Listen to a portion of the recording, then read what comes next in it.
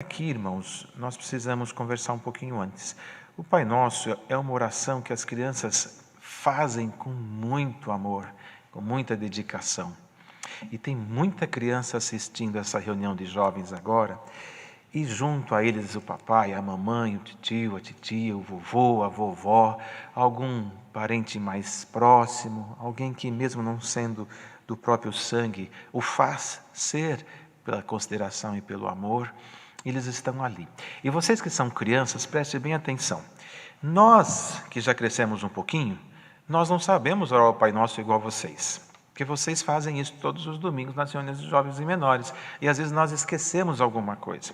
Então agora, ora com bastante alegria e força para quem está perto de você perceber que você sabe.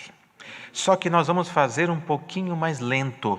Nós faremos de forma espaçada, no ritmo de Pai Nosso, que estás nos céus. Porque tem muita criança pequenininha que ainda não é alfabetizada e está reclamando que não está conseguindo nos alcançar. E nós precisamos que eles venham juntos para estarmos e terminarmos juntos a oração do Pai Nosso. Alguém poderá se incomodar, mas sabe por que nos incomodamos? Porque ainda não nos fizemos de meninos para caminhar nesta graça. Glória ao nome do Senhor. Deus está dando uma oportunidade incrível para toda essa irmandade e também as visitas que estão assistindo, participar junto com estas crianças destas santas orações, santos ajuntamentos. Muitos nunca entraram numa reunião de jovens e menores. Vai até a igreja, deixa a criança, volta depois da reunião terminada e nunca viram este movimento. É uma oportunidade única que Deus está dando. Então agora, pensemos nós aqui, todo este povo ajoelhado, orando o Pai Nosso. É algo lúdico, é algo simples, mas é assim que Deus nos quer, com simplicidade, com singeleza de coração. Façamo-nos menores para alcançar o maior que é Cristo entre nós. Então essa oração será feita com toda a força da nossa alma. E um dos servos de Deus vem aqui para fazer depois a oração, irmão Fábio. Vem fazer a oração, apresentar também os casais que vão se despedir. E não pode esquecer, viu, irmão Fábio? Os que vão se despedir e os que nem têm despedida ainda marcada. Porque tem muitos que estão esperando ainda uma razão para pensar em despedir. E todos eles estão esperando o socorro de Deus. Oremos por todos. Não edificar a casa, em vão trabalham os que edificam. Se Deus não estiver na nossa vida, no que nós fazemos, tudo que a gente faz é em vão. O que é em vão? Em vão quer dizer sem sentido. Uma vida sem Deus é uma vida sem sentido. Uma vida sem Deus é uma vida que está vazia, pois Ele é o Criador. Se o Senhor não guardar a cidade, em vão vigia a sentinela. Ou seja, nas cidades, quando isso aqui foi escrito, elas tinham os muros que rodeavam a cidade e tinham lá umas casinhas que ficam nos cantos dos muros, que nós chamamos de guarita, e ali fica o sentinela. Sentinela é o guarda, que fica guardando as entradas e saídas durante toda a noite. Então, aqui o salmista escreveu, se Deus, que é o Senhor, não guardar a cidade, tudo isso aí é em vão. Os sentinelas são em vão. O sentinela pode dormir, e aí vem o ladrão e entra. O guarda está lá na guarita de madrugada, frio, com sono, ele olha, não tem ninguém aqui me olhando, e começa a dormir. E aí vem o ladrão, vem o salteador, entra na cidade, leva tudo embora e o guarda nem viu. Mas, se o Senhor lá no céu estiver guardando, nós temos uma grande vantagem. O Senhor não dorme. Deus não dorme. Vocês já devem ter ouvido aí na vossa casa, ou nos cultos que vocês foram, que Deus não dorme nem tosqueneja. Tosqueneja é a mesma coisa que cochilar. Sabe quando a gente está com sono? Que na reunião a gente vê muito disso, né? A criança está olhando assim para nós na presidência, de repente o olhinho começa a ficar, vai caindo, e ele luta para não dormir, a cabecinha cai e levanta, e os coleguinhas do lado ficam tudo rindo dele, né? Isso é tosquenejar, é cochilar, é ter sono pesado e lutar para não dormir. Mas Deus não. Os grandes olhos de Deus ficam assim, olhando para nós 24 horas por dia. Glória ao nome santo do Senhor. Então você, quando você ver a sua casa, alguém chorando, Por mais que você não entenda por que esse choro, lembra desse recitativo de hoje e vai orar sozinho, que seja, ou chame alguém para orar com você. Por mais que você seja pequenininho, diga: Senhor, o Senhor nos ensinou que se o Senhor não nos guardar, em vão vigia a sentinela. Eu não sei o que o papai está chorando, nem a mamãe, eu não sei o que está acontecendo em casa. Ora sim, mas guarda a nossa casa. E você vai ver que o choro da mamãe e do papai, Deus vai enxugar aquelas lágrimas. Glória ao nome santo do Senhor. Faça isso, faça isso. É a mesma coisa vocês na idade de vocês. Um menino, uma menina novinho, não pode sair de casa sozinho, é perigoso. Ele pode se perder, ele pode ser atacado por algum malvado na rua, alguma pessoa que não tem o coração bom, que não tem Deus.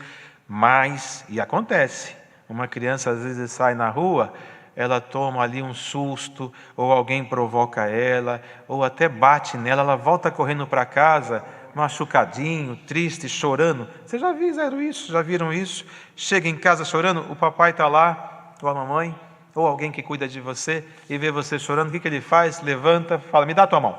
Vamos lá, mostra para mim quem foi que bateu em você. E aí você se enche, né? O chorão pega na mão do pai e vai para a rua com a cabeça levantada e o peito cheio. Ah lá, papai, foi aquele lá que me bateu. E o papai vai lá, conversa com o pai dele, conversa com ele e resolve as coisas. Na vida é a mesma coisa. Às vezes nós saímos um pouquinho da presença de Deus e lá fora tem um monte, não de gente malvada, mas de espíritos que não são bons. E eles nos batem. De que jeito? Com uma cinta? Com as mãos? Não, com outra coisa chamada sentimento. Às vezes nos faz chorar, nos faz sofrer. E aí a gente volta correndo na presença de Deus, ajoelha e fala: Senhor, tem misericórdia. E o Senhor lá de cima olha para nós e fala: quem te bateu? Ah, foi a solidão. Ah, foi a depressão. Ah, foi o desejo de praticar o pecado. Glória a Deus. E o que Deus faz? O que Ele está fazendo agora aqui? Filhinho, dá sua mão. Glória ao Senhor. Vamos andar pela cidade. Se o Senhor não edificar a casa, em vão trabalham os que edificam. Vamos andar pela cidade de mãos dadas. E você vai andando por este mundo e olha para esses espíritos, eles vão fugindo. Glória ao nome do Senhor. Porque eles têm medo do nosso Deus. E é isso que Deus manda aqui hoje nesses recitativos. Se Deus não estiver conosco, não adianta nada. Mas Ele está aqui, Deus está nos visitando aqui. Ele está nos visitando e vai visitar você aí onde você estiver. E os irmãos sabem que nestas horas de reuniões de jovens e menores, tem crianças nos hospitais, tem jovens, tem até irmãos já com mais idade, que às vezes está lá no quarto do hospital e internado, não pode sair, não pode ajoelhar-se, não pode nem se alimentar direito. Eles estão lá e a mãe, o pai, com todo o cuidado do mundo, pega um celularzinho na mão e leva no ouvidinho do seu filho. Às vezes o quarto é coletivo, não pode ter som, põe um foninho de ouvido. Eu nunca vi isso e ninguém me falou, mas eu estou vendo agora, na comunhão que nós estamos, a mãe sentada numa cadeira, com um foninho no ouvido e o outro do filho. E os dois chorando. Glória ao Senhor. Esse verso cabe nisso? Cabe. Se Deus não entrar na tua enfermidade, em vão a medicina vai trabalhar. Mas se Deus entrar na tua saúde, os remédios serão abençoados, a mão dos médicos serão abençoadas, a mão das enfermeiras será abençoada, e logo você vai estar saindo e dizendo: Deus me visitou lá no leito do hospital. Irmãos, vamos ficar nessa comunhão. Estamos falando do que foi recitado. Glória ao nome do Senhor. E o Senhor já está, de alguma maneira, trabalhando em algum hospital com esta consolação deste verso que foi recitado. Então, pai, mãe, família, chama essas crianças, eles têm muitas coisas boas para falar para nós, e nós temos muita coisa para aprender com as crianças, porque às vezes nós estamos no culto, prestando toda a atenção que nós achamos ter, e esquecemos de alguma coisa. E tem criança correndo nos corredores da igreja, de chupeta, com uma balinha chupando na boca, e vai para lá e vai para cá. A hora que o culto acaba, que ela entra no carro do pai, ou vai indo na calçada a pé, ou numa bicicleta, ela pergunta para o pai da palavra. E a gente pergunta, como é que eles sabem? Não sei, eles são multicanais, eles estão brincando, eles estão olhando para lá e a cabecinha está cá, e eles veem tudo ao mesmo tempo. Não é assim que vocês fazem? E surpreende a família. Então, irmãos, façamos-nos agora de meninos, junto com essa meninada que está ouvindo essa explicação do verso. Vamos deixar o Senhor edificar os nossos sonhos, vamos deixar o Senhor guardar a nossa cidade, não onde nós moramos especificamente, mas aonde nós vivemos. Você vive na graça, ela está protegida. Glória ao nome santo do Senhor. Nós temos muitas crianças, falamos de enfermidades, nós temos muitas crianças e jovens que às vezes vão numa reunião de jovens e menores, ou nos cultos mesmos, e tem algumas limitações físicas, e muitas vezes nós nos sentimos assim, com dó, com pena. E hoje o Senhor traz essa lembrança aqui. Não devemos ter dó de alguém que tem uma deficiência física aparente, de maneira alguma, porque isso os faz menor do que nós, e eles não são menores, somos iguais, tanto que a própria lei do nosso país, que previa um tratamento relativo enquanto à capacidade dos desiguais, eliminou isso, trazendo eles para o mesmo patamar. Chegou, por exemplo, um irmão cego na reunião de jovens e menores. Nós não devemos olhar com consternação. Às vezes ele é muito mais inteligente do que nós, sabe muito mais do que nós, toca muito bem, melhor do que muitos que sabem e enxergam e que não conseguem aprender a música, porque desenvolvem as suas habilidades. Então não tenhamos dó, tenhamos, irmão, um compartilhamento de momento em que nós estamos vivendo, tenhamos ali uma prestação de amor, de caridade um para o outro. Há pouco tempo, conversando com um jovem que tem a deficiência visual, ele falou para nós dessa maneira, falou, irmão, quando chego na igreja, é complicado quando alguém quer ajudar sem perguntar porque tem medo de falar. Fale, irmão, como que eu posso te ajudar? Ele vai falar, me dá o seu ombro, me dá o seu braço, ou toca no meu ombro, e ele vai te seguir. Agora, se o irmão quiser ajudar sem perguntar, o irmão vai atrapalhar.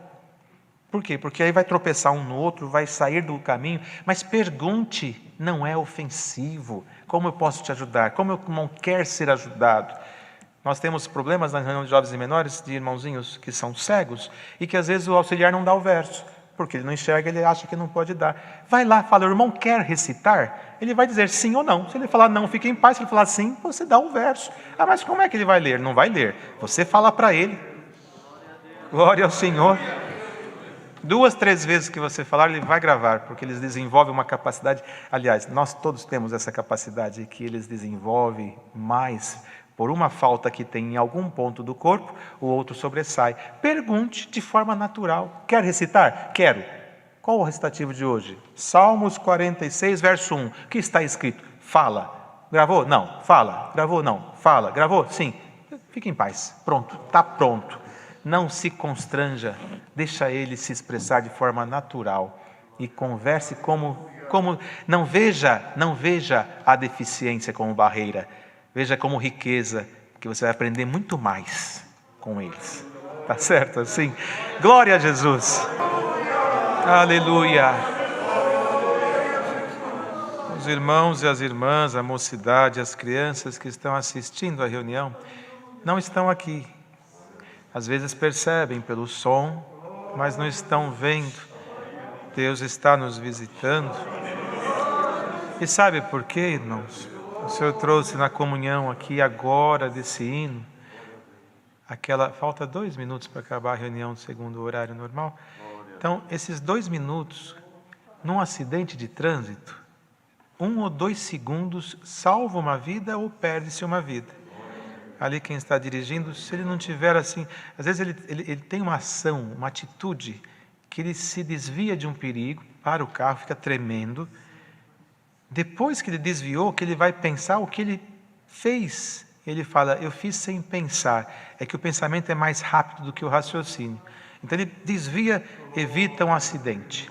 Então, os moços que estão ouvindo, as moças rebeldes, bravinhos, nervosinhos, revoltados com a vida, se você tem mais um minutinho, talvez um minuto ou menos, para decidir a sua vida, tá?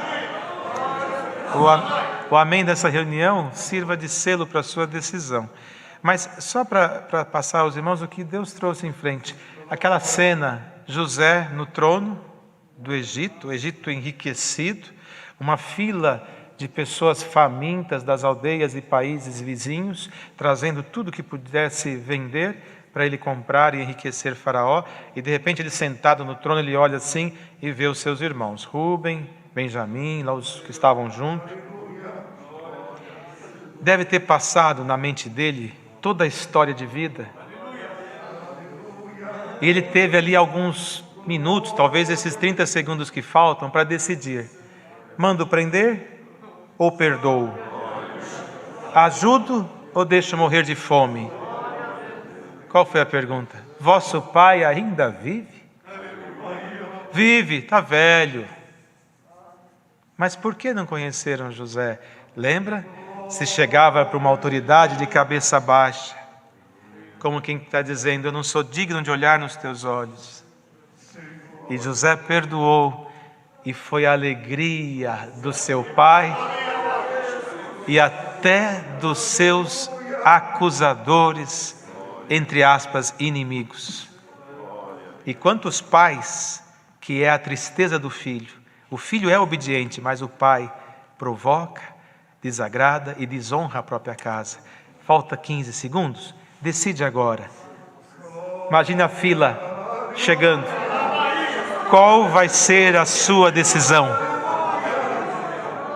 Só existe 2 caminhos. O da miséria, prejuízo, inferno e morte. Isso não significa que você vai ser pobre ou vai ser rico. Isso é outra situação espiritual. E o da bênção de Deus sobre a tua cabeça, preso, liberto por Cristo, pobre, enriquecido por Cristo, ao mundo desprezado, honrado por Deus, feliz e alegria de alguém. O que você quer? Decida neste amém. Se você decidir o mundo, Deus saberá julgá-lo. Mas se você decidir ser a alegria de alguém, seja a alegria dos céus, o céu será a sua, e faça alguém feliz hoje ainda.